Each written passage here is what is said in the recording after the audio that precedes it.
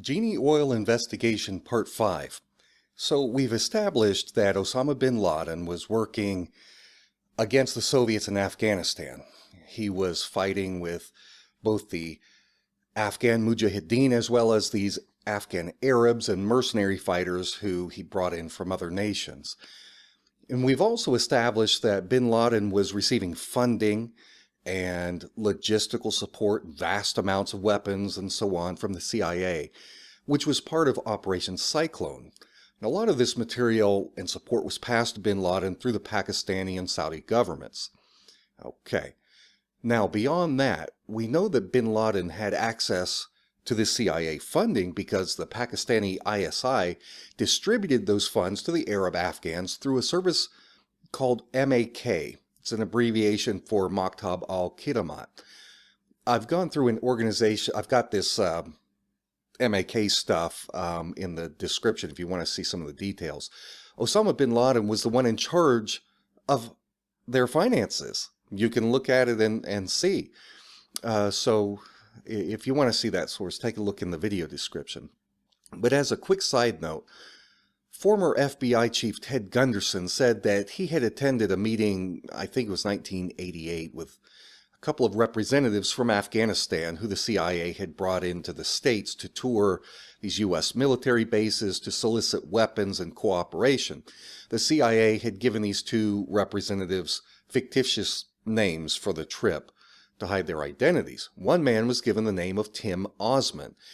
Gunderson remembered that Osman was wearing khaki pants. I don't know why he remembers that, but anyway, after 9/11, Gunderson revealed that the man who was in the U.S. under the fake name of Tim Osman was actually CIA asset Osama bin Laden.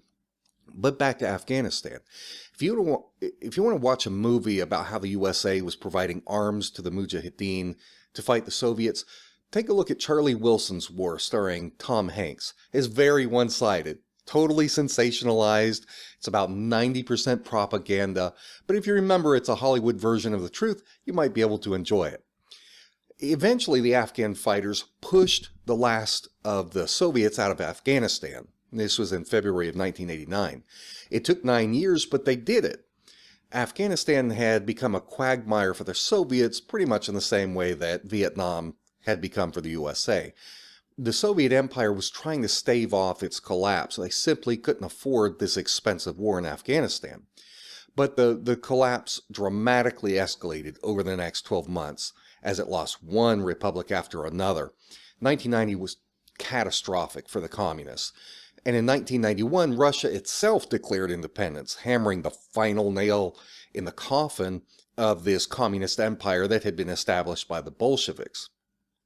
So here's this massive, massive intelligence agency called the CIA that has grown throughout this conflict with at least partial control over a database of thousands of Islamic fighters, nobody left to fight.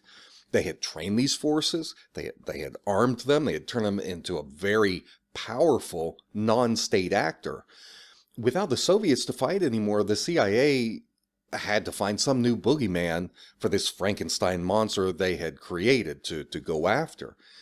As the CIA version of the story goes, Al-Qaeda leaders like bin Laden weren't in it just for the sake of fighting. To them, this was a holy mission to liberate their Muslim nations from the control of foreign powers like the Soviets and the Americans.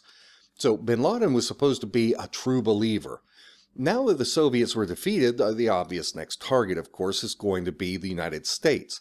So the plan of the CIA was allegedly to chase after the Al-Qaeda leaders and assassinate them, with Tim Osman, Osama bin Laden, being at the top of this hit list.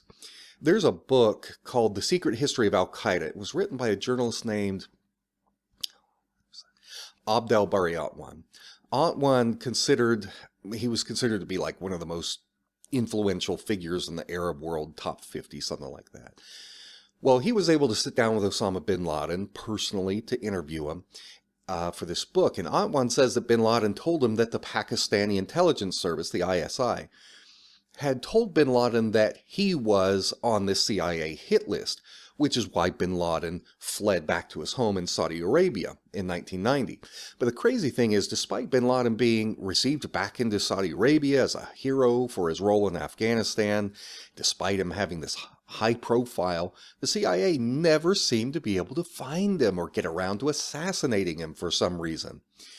Well, shortly after this came the manufactured crisis between Kuwait and Iraq, which I'm going to cover in this next video.